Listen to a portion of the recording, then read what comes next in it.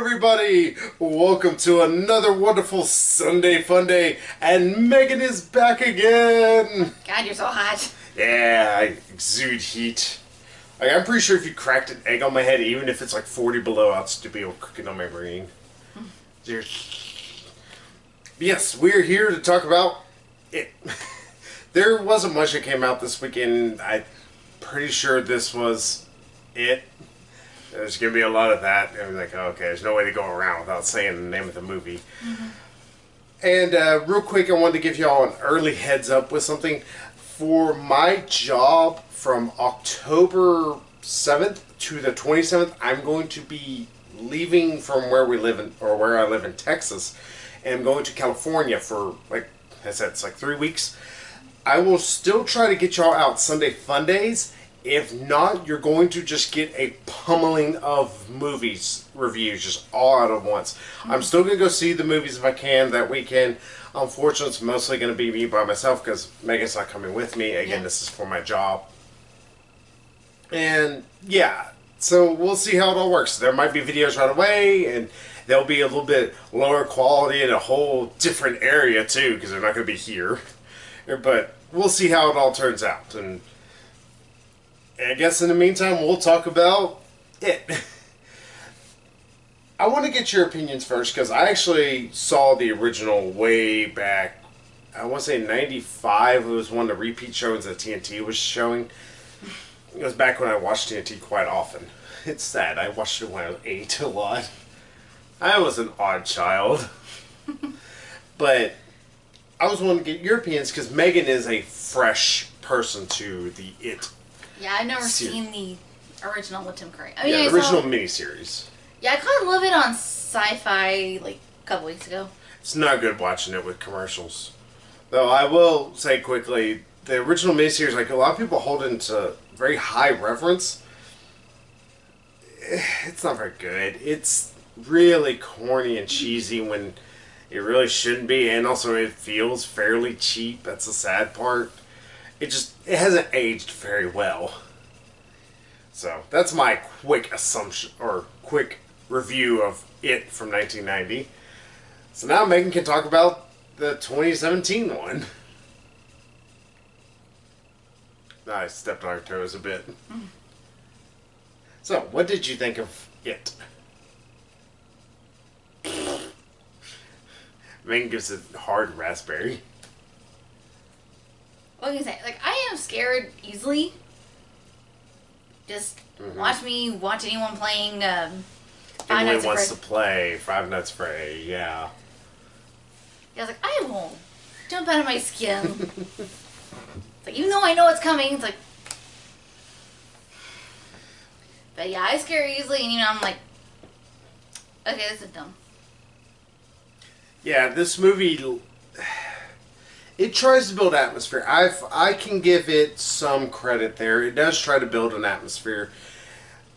Yeah, it does build a little bit of tension. It just is not much of a payoff except like, that's creepy. Yeah, just like, at best, like creepy stuff. And I will say that much. Like, it tries to be creepier than the original is. And sometimes pedophilic creepy. Yeah. This movie loves pedophiles. Uh-huh.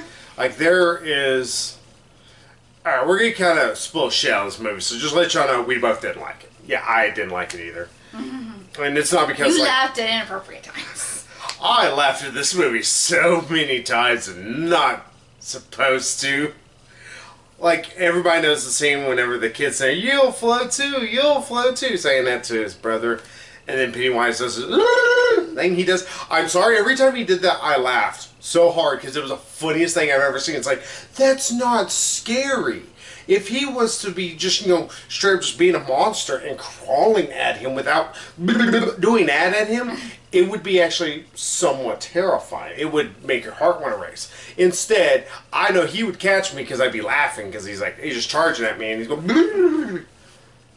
It's like, how does he see anything? Can he even see? But, yeah, we're going to go ahead and spoil some of this movie. We're going to spoil the shit out of it. Yeah. Those who are wondering how well does this follow the miniseries, it really only follows the first bit of the miniseries. So it doesn't go to any of the adult stuff, just to let y'all know. It's not a huge surprise.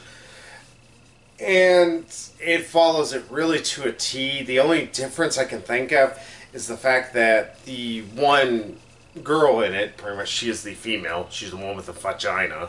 It's like, oh, that's her big defining characteristic.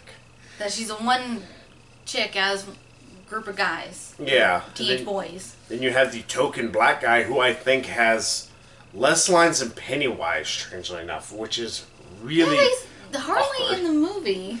Yeah, he just kind of randomly shows up. Yeah, he has a couple scenes at the beginning, kind of like establish some of these characters and what they're afraid of, and they never really talk to him until he gets picked on by these unnecessary bullies that, if I'm not mistaken, are from the original. But yeah, the token black guy is the best way to describe him, and it's terrible to say. Yeah, and he disappears for a while and then shows back up just in time to fight Pennywise. At the very end, as y'all would expect. And I was like, oh yeah, I forgot he was in this movie. I forgot about him. And the sad part is he's probably the best actor out of them all. Like, when he's talking, you can believe what he's saying, you can feel the tension in his voice, you can understand his fears. So less it's fear and more just it's a bad memory he had. Yeah, or actually not bad, it's terrible. Yeah, childhood trauma. Yeah, it's like, okay, y'all are confusing fears and memories together, and they don't mix well. Such as the main character, who his name is Bill, who his thing is he stutters, and oh my god, this kid can't act. Holy shit, was that stutter feeling so forced. Y'all can see me, and y'all hear me, like even right there, I will sometimes stutter a little. But it's obviously something where I will stick on a word like that. That was purposeful. He does like that, and it's like, I only know one person that sort of has a stutter like that, but even then it's less like that. It's a lot more natural flowing to their own speech patterns. This one always felt unnatural, it felt forced. Yeah. And like I said, it didn't help the kid. His entire tone is that he's kind of bored sounding. I just never believed anything Bill said, ever. Guys, we have to stick together. Yeah, it's like, wow. Somebody needs to be on Power Rangers. Yeah, I will say as much, like, a lot of those kids, like, I felt like I was watching 80s movies, an 80s movie with, with how they were talking to each other. Well, that was the idea, because it was, Yeah, it takes place in 89. Yeah, though, again, they seemed a lot closer to kids than, say, like Breakfast Club. But at least with Breakfast Club, at least you got competent actors. And obviously, the main lady, Beverly, she is supposed to be an homage to Molly Ringwald. Yeah, she's got short red hair, and in fact, they even called her. They call her Molly Ringwald. Who invited Molly Ringwald? It's like, okay, thanks. 80s reference. Yeah, and also they kept mentioning, like, better 80s movies there. Like, here, you could go see Batman, or you could see Lethal Weapon 2, or, hell, if I can even talk about one that's actually kind of a crappy movie, it's still confounding, Nightmare on Elm Street 5. Still better in this film, though. Never mention a better film in your shittier film. That is movie rule number 1 there. But yeah, all these kids, if you're wondering, it's exactly like It means they're being haunted. Yeah, it's the best way to put it, is they're haunted by this clown thing. Why it doesn't just straight up kill them and it likes to tease them, I don't know. It likes to play with its food, apparently. Yeah, I guess so. It's like, oh, your fear feeds me. Yeah, because that's the thing, like, he feeds on fear. I don't know if it's that way in the original. In a way. It's been a little while since I've seen it. Again, 95, y'all. 12 years. Actually, no. 22 years. Oh, I feel old. God, I was 9. I was just a 9-year-old kid. Yeah, and soon you're going to be a 31-year-old adult. Fuck you. Hello there, hon. But, yeah, I don't remember the fear if that was the thing. I want to say it was, but don't quote me on it if I'm wrong. Or if I'm wrong, don't quote me on being wrong. Say, I know I'm probably wrong. He feeds off their fears while feeding off of them. But I guess him, like, taunting them, teasing them, it's like just kind of pretty much playing with his food, like we said. That made me like him trying to get them like all riled up and fearful and But see, there's the thing. There's where there comes disconnects here and there. For instance, there is one random bully who is just... He's not even a bully. He's just a sociopath who wants to light this one fat kid on fire. It's like, holy shit, there is bullying and then there's straight up sociopath. No, his one friend, Patrick, was... No, he was wanting to do it too because he kept like, ha, ha. Because he was over the top of shit. And no, the bully was the one that tried to carve his name. There was another one that also, remember the guy with the hairspray and lighter? That was Patrick, the one who disappeared. But he was wanting to light him on fire. I don't care about his name because literally he's bully number 4. He gets killed, though, and somehow the others, like, they all... Well, they didn't go to the sewer. That's the reason why. But... what about his fear? Why just kill him? It's one of those things that really doesn't make a lot of sense when you start breaking it down. It's like, well, why kill him if he feeds off of fear? That's one of the things with the original, if I'm not mistaken. He didn't start killing them off till, he was like, all right, well, they're starting to kind of like get on to me or something. Or he toyed with them a lot. Yeah. In this, they're just, he just wants to murder them. And it's always hilarious. Yeah, they were even saying in the movie that it's like, you feed on fear while you're feeding on us. Or something like that. It's like... Yes, it was I guess weird. it makes meat taste better. Or something. No, it's one of those weird things that I don't know if it's from the novel or something or where they got that up. It makes a weird hole. Makes a problem. But... like, if y'all have seen the original or seen the trailer, it's the most hilarious thing in the world where that kid runs face first into a police barricade. Yeah, he knocks his ass out. He's all this shit. But yeah, Georgie, Bill's little brother, gets dragged into the sewer. Though, I will say they did change that a little bit because instead of Pennywise just grabbing and pulling him, which makes sense, and also it's a terrifying image in terms of stranger danger, stuff like that. Mm-hmm. Instead, they decide to make it gory, where Pennywise literally bites off his arm. Grabs kid's arms. Bites it, and then it rips his arm off. So he's missing an arm. He's just bleeding. Ow! Yeah, as he falls to the ground, tries to crawl away, Pennywise, like, drags him by his feet back into the sewer. Yeah, and not only that, but this lady who's literally 5 feet away somehow can't see or hear this. Oh, God, there's so many problems. She saw him talking to the sewer, and then afterwards she sees the blood, and it's like, oh, no. Oh, no, somebody spilled their ketchup again. Well, my big issue with that scene is it's unnecessarily gory. I don't mind gore. I like gore in my films. Like, I love a lot of good zombie flicks, whenever, they're the perfect amount of gore and all that. This felt unnecessary. It's like, okay, why would he do that? Especially considering it would not allow him to truly feed on this kid's fear, because at that point, the kid was actually trusting Pennywise and not really fearing Pennywise. Yeah.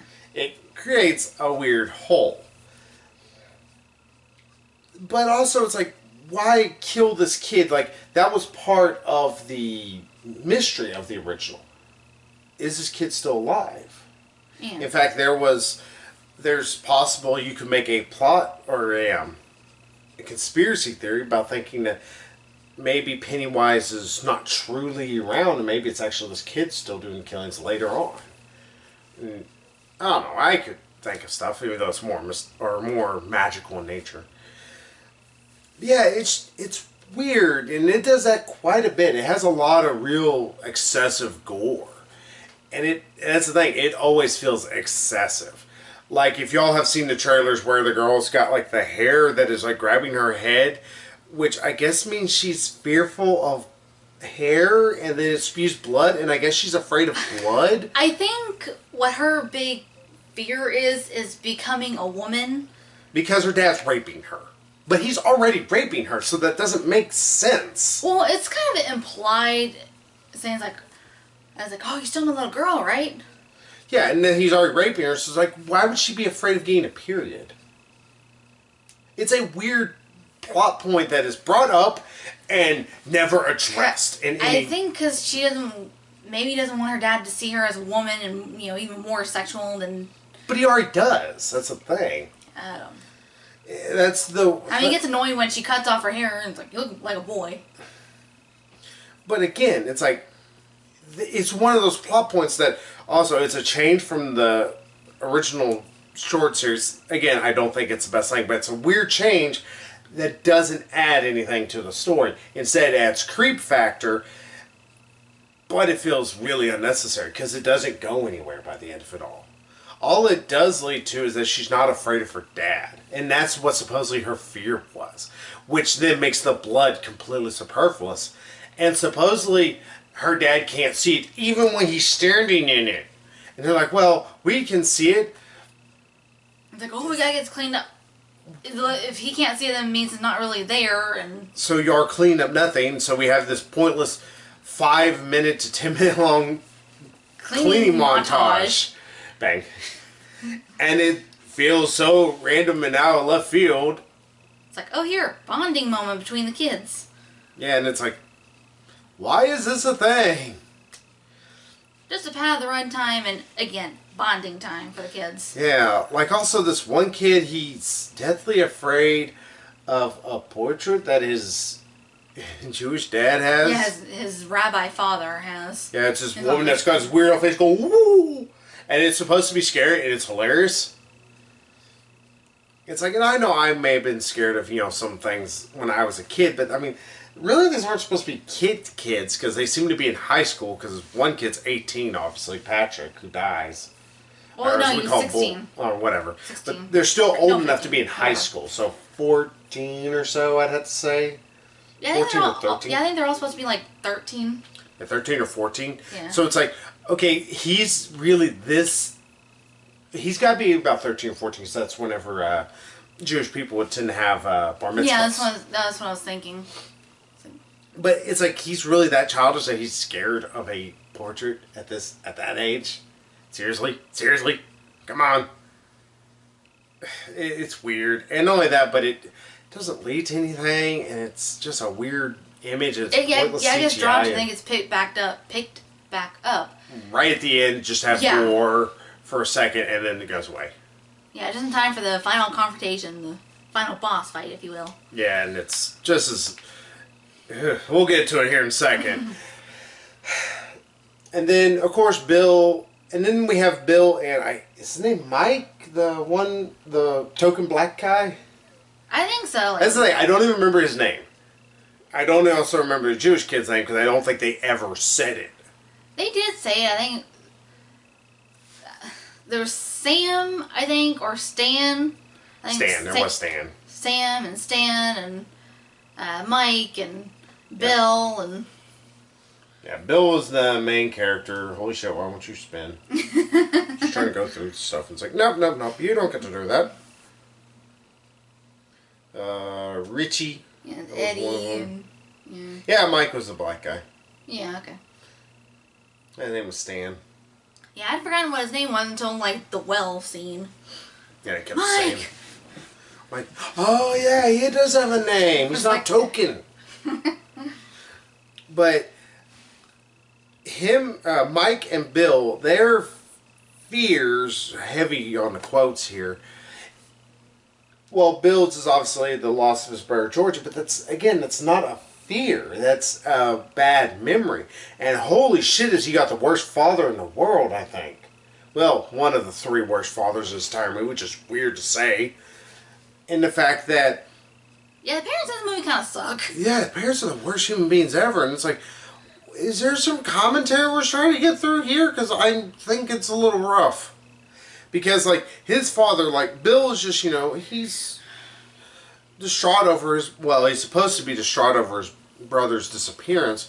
And instead, he's just kind of bored about it. And he builds this, diorama to prove where he thinks his brother might have washed up. Yeah, kind of proved to his dad, here, look, let me show you. How dare you! Ha! Ha! He's just all but slapping the ever-living piss out of this kid. And he's berating him. It's like, holy shit, this guy's going through trauma. And you're just all but, you say, oh, he's dead. Dead. I wish you were dead. Die. It's like... He doesn't say it quite like that, but he says but it's like... Sounds like he's dead. It's amazing how poorly written of a character this is. It's like, wow, Father of the Year award. Then I don't think even 80s movie parents were that callous. Yeah, it's like it's bad that he's only surpassed by another abusive father later on, because we have to have some kind of arc for the bullies, and God, it's so weird. Because we learned that one of the bullies is bullied, and that's the reason why he says he's a serial killer. Ugh. Yeah, he kills an animal. He kills his dad. It's the big thing. And he also wants to carve his name into his kid. And all the two bullies are kind of like, oh man, that's not so much. I'm just holding down, not going to do anything. Yeah. Fucking idiots. It's kind of like, dude, you're a little crazy. We're still going to hang out to you, but... But yeah, he kills his dad. His dad's kind of abusive, or he's not kind of, he's a lot abusive to him. More, we see emotional abuse and, mental abuse, because, he shoots at his feet. Yeah, just scaring the crap out of the kid. Yeah.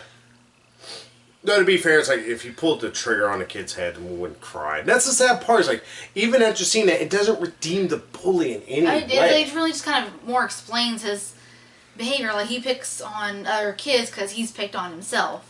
Yeah, and it's... But it's still, I have no sympathy for him. It's yeah, because he's taking it always further than even his father's taking it with him. Yeah. It's it's to the point where it's like, okay, I can't sympathize with this character in any way. So sorry, you failed. And not only that, but the bully just ultimately feels superfluous to the entire story by the end of it.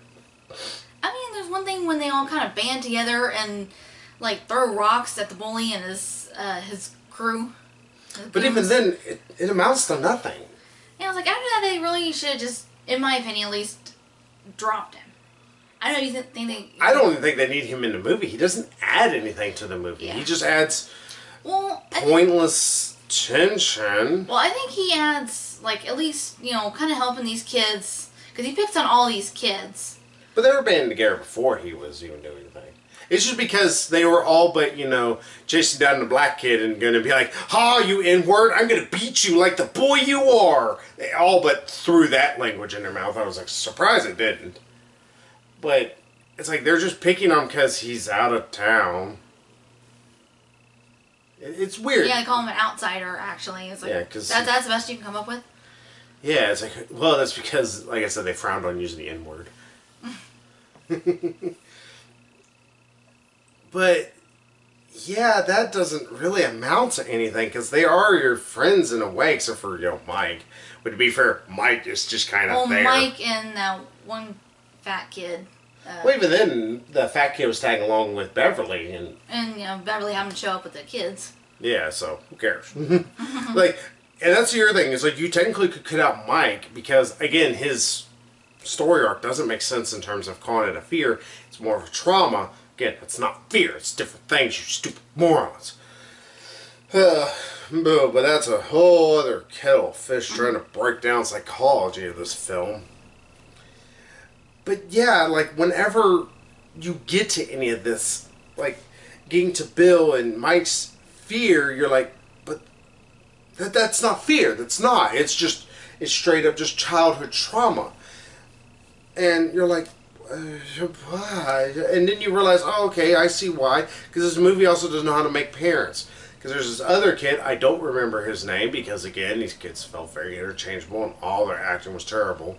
Well, maybe Beverly was decent, and so was, what the hell's his name? Truffle Shuffle. The fat kid? Yeah, you just say the fat kid. They're actually, they're somewhat, decent actors. Everybody else is terrible.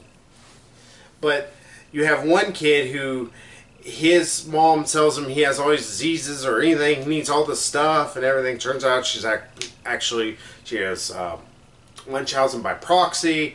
That's always fun. Well, this never really stated. Charlie here just kind of inferring it. No, it is stated. I mean, straight up, the lady is giving this kid placebo, stating that he's sick. That's Munchausen by proxy, almost to a T. I mean, you don't have to state something whenever it's that obvious. That's like saying, well, the asteroid isn't heading towards Earth. It's never stated. It just happens to be, we just have the image of the asteroid going straight towards the Earth. Well, Munchausen by proxy, they usually will, try and get attention by getting sympathy, because they're kids. And I also think she was just... there's the different levels of Munchausen by proxy. There's also the possibility of... There's also where they'll try and keep their kid sick so that way the kid won't leave. Yeah, that's... I would say she's more like overprotective, like, oh, don't leave. She's not overprotective. She's straight up sociopathic. Because she's probably would be the parent to start putting Drano in his soup just to make him sick. So he can't leave. But yeah, she's a terrible parent. You have Rape, the man. It's like, okay, thanks. You can't just have a... It's like, you can't just be like an overprotective guy. That would totally make sense. You don't have to... Like, adding that didn't add anything to the movie. It didn't add layers to anything. It was just... Surprise! It's an astonishing moment. It doesn't... Because pretty much... It's the reason why I don't like rape being used as a description for somebody.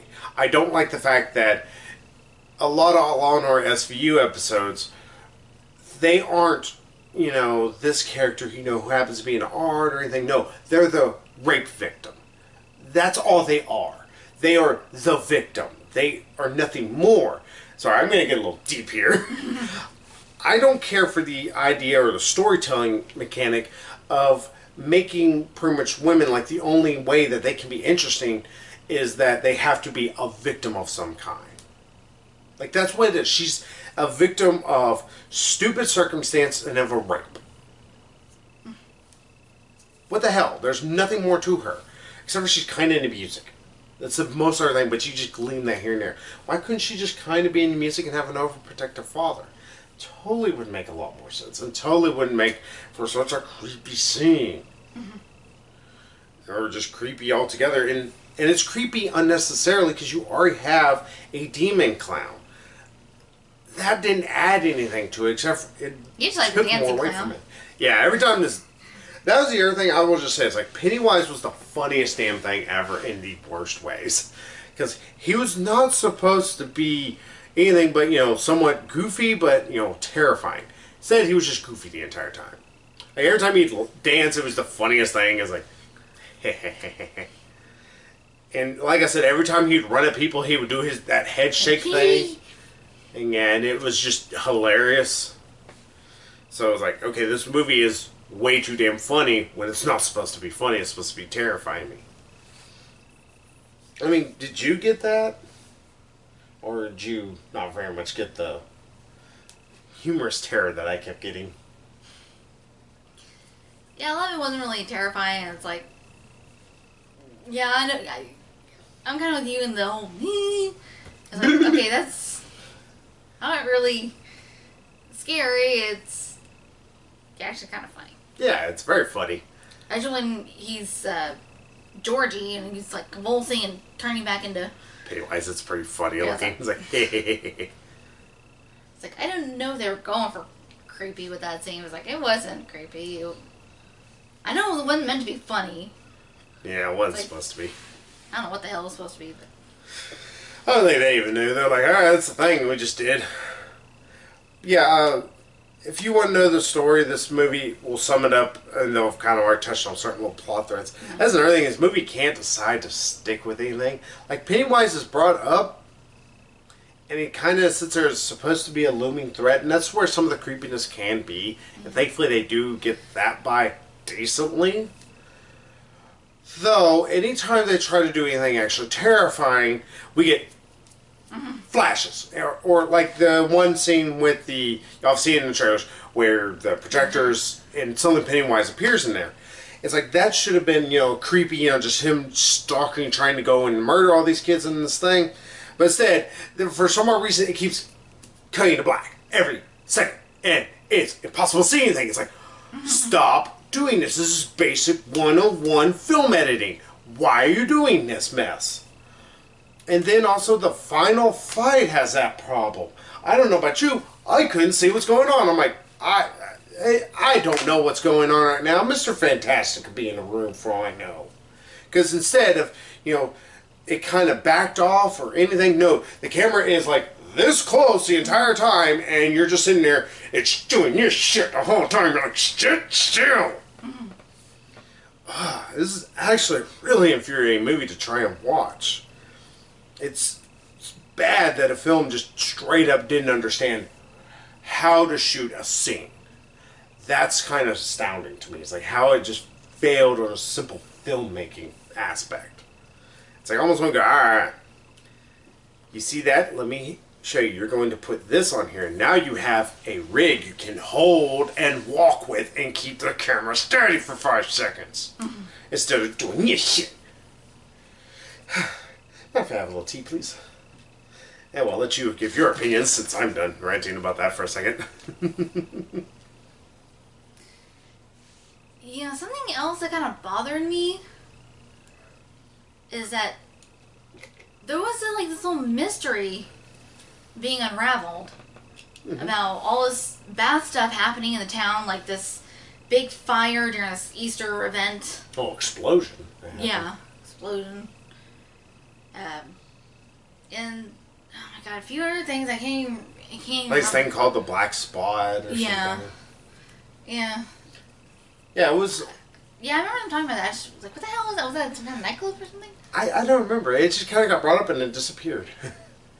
Like, it got mentioned. I'm pretty sure it's something that was expanded more in the credits. Or, no, not credits, in the other scenes, the late scenes.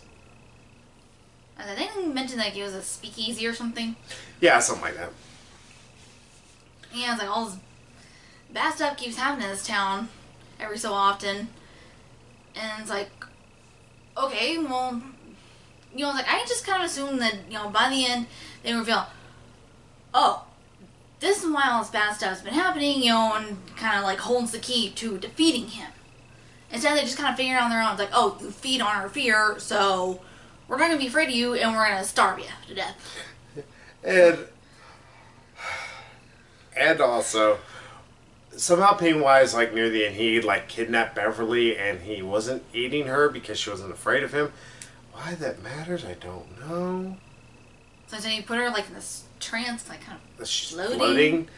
And how they broke her out of the trance was the fat kid who has a crush on Beverly, and I will admit, they're cute together. Yeah, they both have a love of New Kids on the Block. Yeah, and also poetry and stuff like that. It's like, oh, it's sweet. That's so sweet. But he defeats Pennywise's spell with the power of love. Just by kissing her. It's like, yeah, I figured they were going to at least try to, like, true love's kiss or something. It's like, yeah, it's like, that wouldn't say he's her true love. Yeah, so she obviously has a thing for Bill. Because his immeasurable amount of, you know, doing that like I tend to, and on top of everything, having the complete charisma of a rock.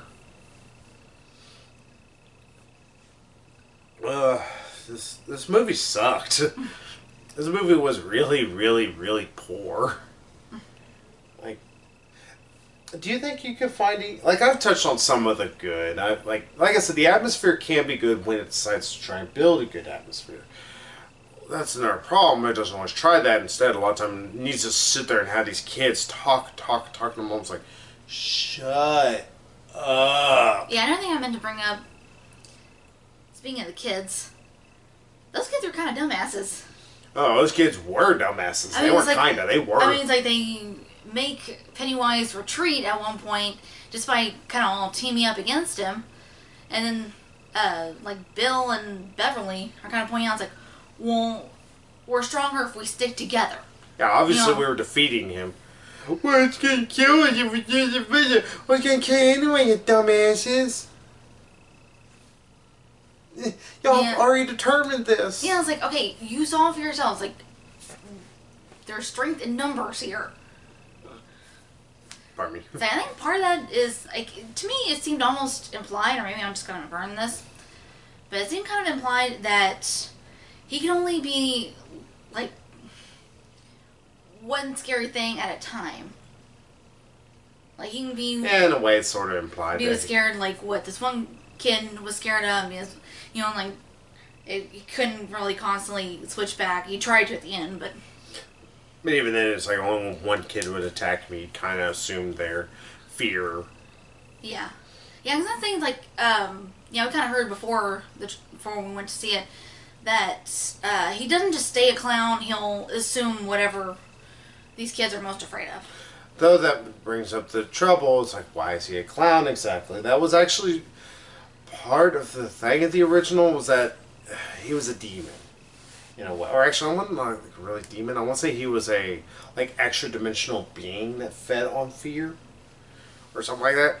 Again, I can't remember 100%. Been a long time.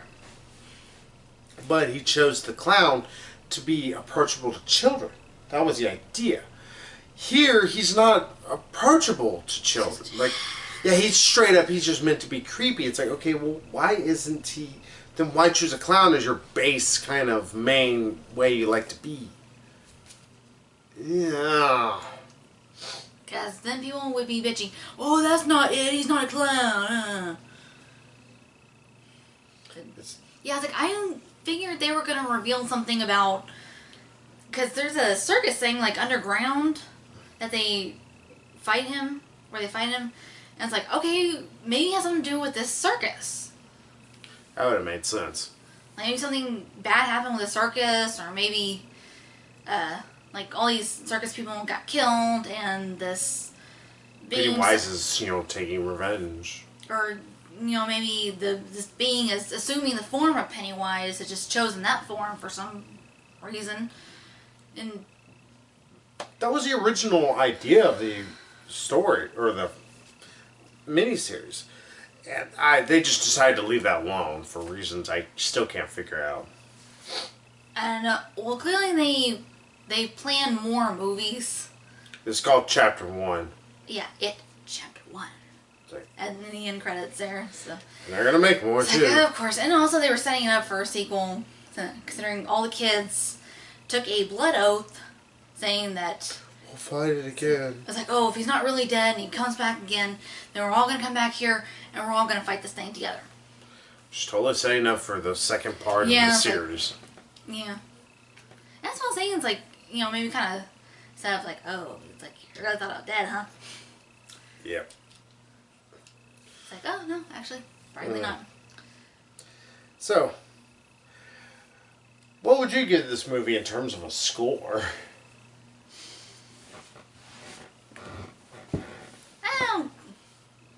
I don't know, I'm feeling kind of generous, like a 3. Feel like a 3? Yeah, like a 2 or a 3. So what did we just, which one? 2 or 3? Like I said, I'm feeling generous, a 3. So what do you see as positive enough that can, give it at least a 3 and keep it away from, 1 or 2 status? It wasn't really scary. It had its creepy moments. The gore was like, I'm kind of thinking it's a little unnecessary. Yeah, it didn't add anything to the film. And the whole, like the blood just kind of spewing out. It's like, I guess when I've seen this in another movie before, like in the Seeing Nightmare on Elm Street? I would say like 70s or 80s or something. Yeah, first Nightmare on Elm Street, they did better. Yeah.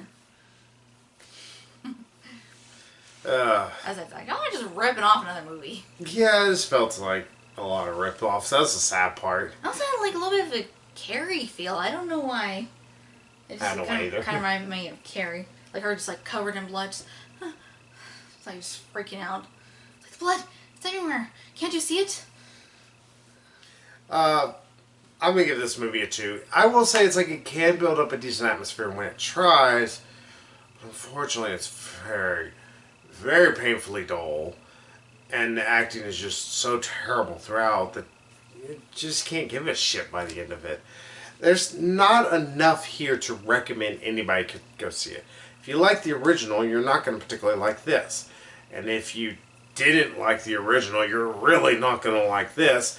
And if you actually like horror movies, good horror movies, the shit they've been shuffling out for the past 10, 15 years, then you're not going to like this. This is not an interesting movie. It's just a testament in how they don't quite understand how to make good characters, have a good coherent story, or make anything slight bit watchable. So, yeah, fuck it. It's not a good film at all. I don't recommend anybody going to see this. You'll waste your time. You will have much better things to do than go see this piece of shit. The only reason why I would ever want to see the sequel is Hopefully they explain stuff. That's no reason to see a sequel. Just read a synopsis. So much better than actually watching a fucking movie. It's like, why can't leave stuff mystery? It's like, okay, I have to know. It's like, you will know by a synopsis. It'll do it just as well. it's like, what's the deal with this? Oh well, but yeah, we'll see y'all next week. Hopefully with a good movie. Oh my god, I just had a horrible thought. Maybe they're gonna eventually do a prequel. Yeah, they are gonna do a prequel. Oh my, seriously? Oh, yeah, they've done horrible. 13 prequels to The Conjuring. The Conjuring was mediocre at best. So yeah, we'll see y'all next week. Like I said, hopefully a good movie with American Assassin. I'm actually really looking forward to that one. You know, I changed my mind 2 stars. Just for that, just for planning a prequel. Megan's flippy floppy today. So I got my flippy flappies. So we'll see y'all next time. So bye bye everybody.